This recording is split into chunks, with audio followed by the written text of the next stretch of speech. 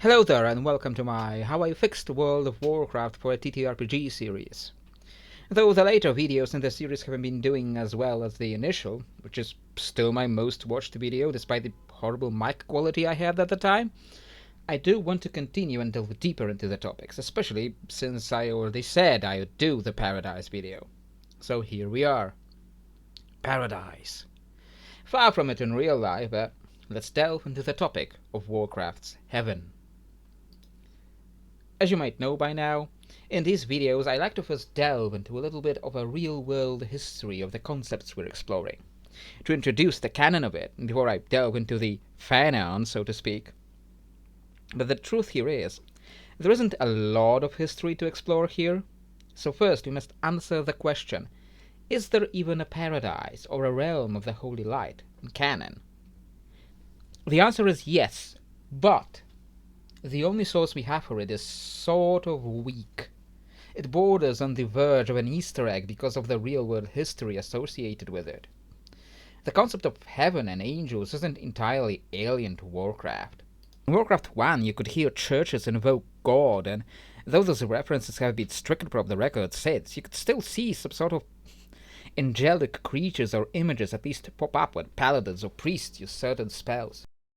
Very little was known or explained about them or where they came from, and the setting back then was trying to keep the sense of a world half empty, a world full of demons that want to destroy you, but no angels, no big good that will come to save you.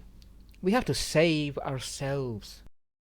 I appreciate the theme, but it did leave some gaps in our knowledge.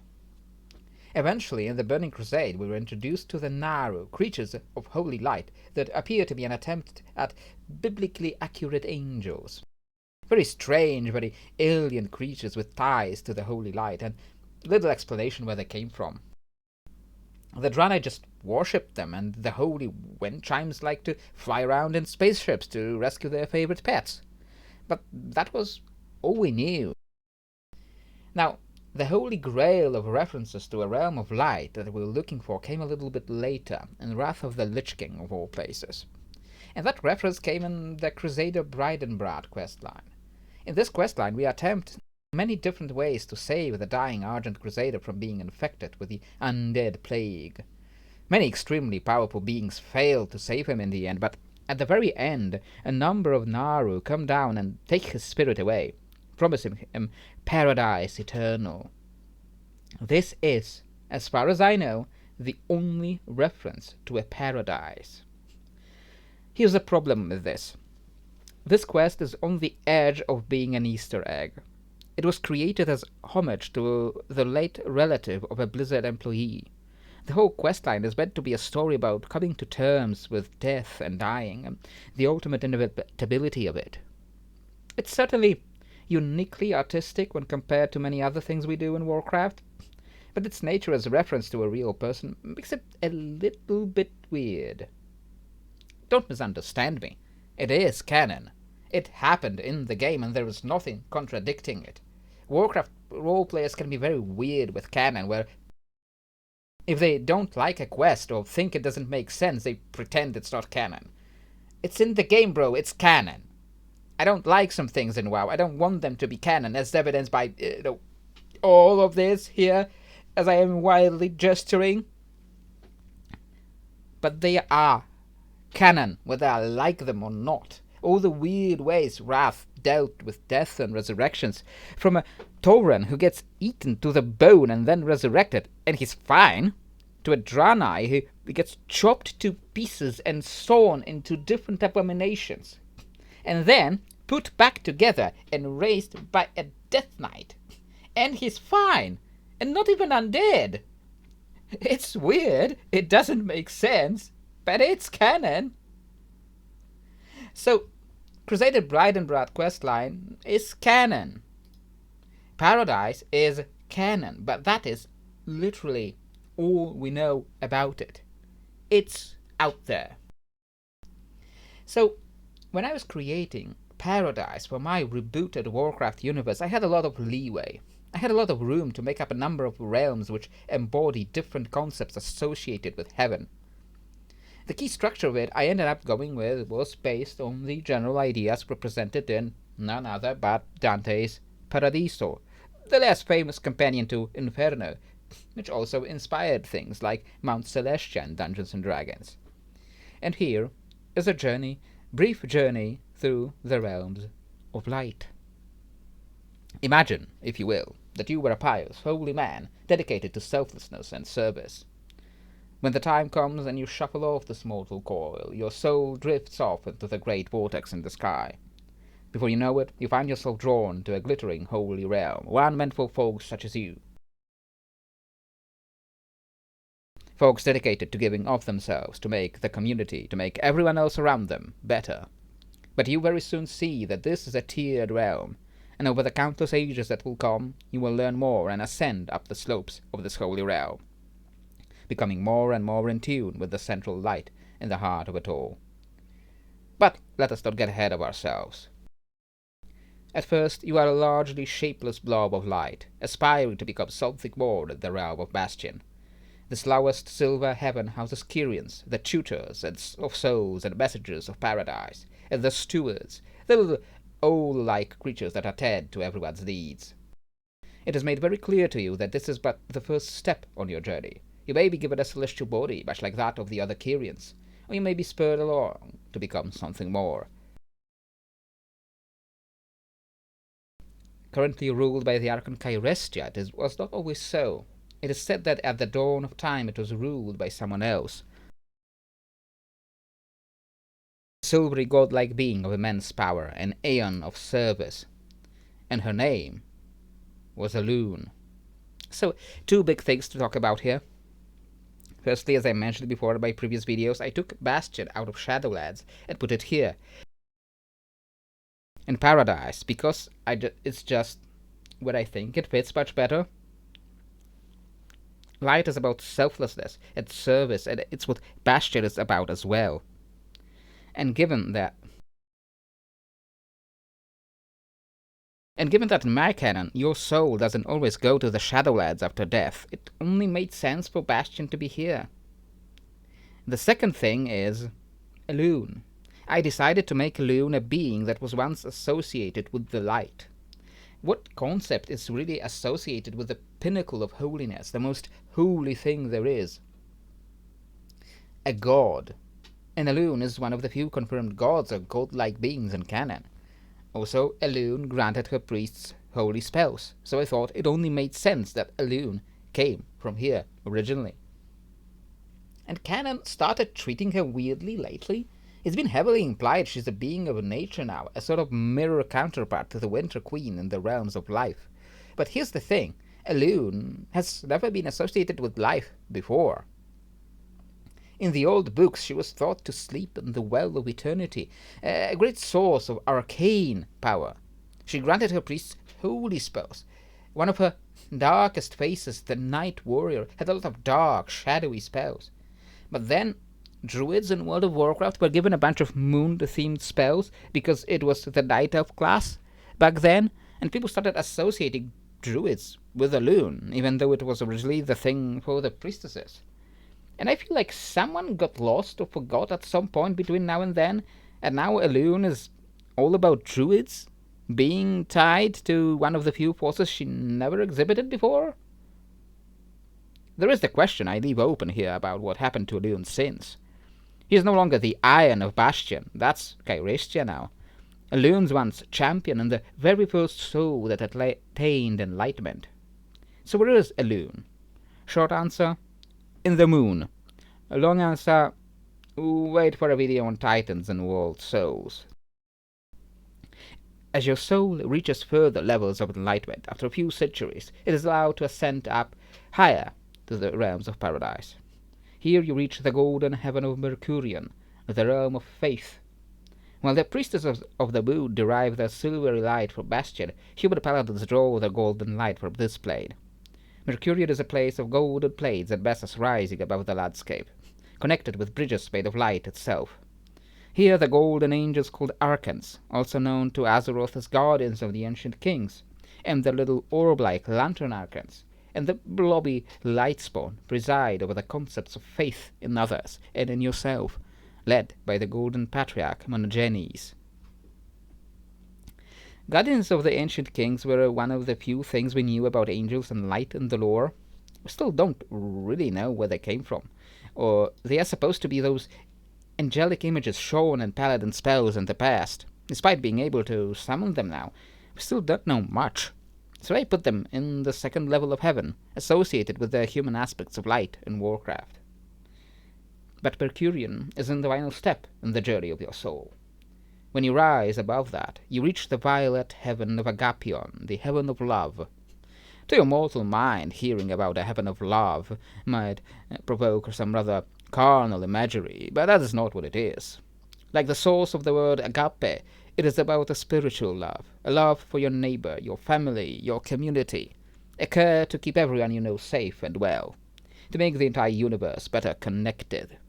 This starts driving you towards the ultimate goal of light, the collection of all things.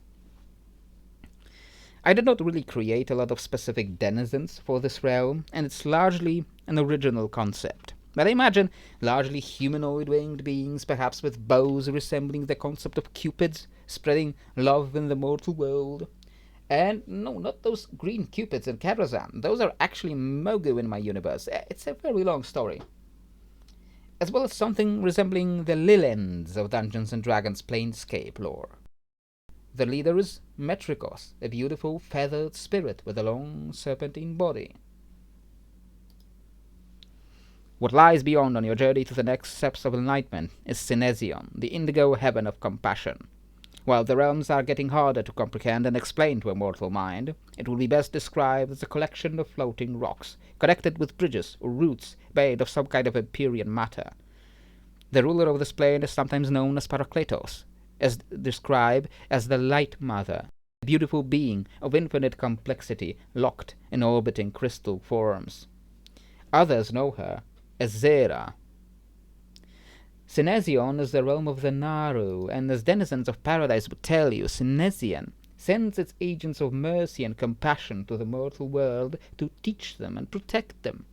It is this realm that gives Draenei their own indigo light, and which protected them during their long journey away from Argus. Though Naru can embody any colors of the light, their primary light is this indigo color. That's still not the end, though. As you continue to meditate on unity with the universe, you ascend further and witness what looks like an endless mountain range, filled with orange light, and apparent fortresses and palaces dotting the landscape. This is Pistis, the orange heaven of justice. While largely concerned with pursuing fairness and equality, the problem with justice in a lawless universe is that it has to be sought out. The agents of Pistis, with the powers, must venture out into the universe and actively seek out injustice and correct it. The eternal Sophos the Unwavering oversees the pursuit of eternal justice and the eventual advent of the army of light. Justice is absolute, as they say, and all souls must accept on the journey before they can ascend together, and take part in bringing that justice. Well, it might start to feel like this heaven is starting to get a little more radical as you keep going. By this point, you spent millennia on embracing and learning its ideals. You aren't going to turn back now. So you do. You work for the light and punish those who sought to wrong it. After your service is done and you achieved enough understanding of justice, you ascend further, to one of the last levels that can even be described. Here you find craggy peaks and deep valleys, sharp and jagged, filled with a deep red light. It is almost uncharacteristic of a heaven, or so you'd think if you haven't spent so much time here already.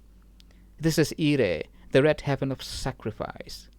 Each soul must accept one unavoidable fact in its journey to the light.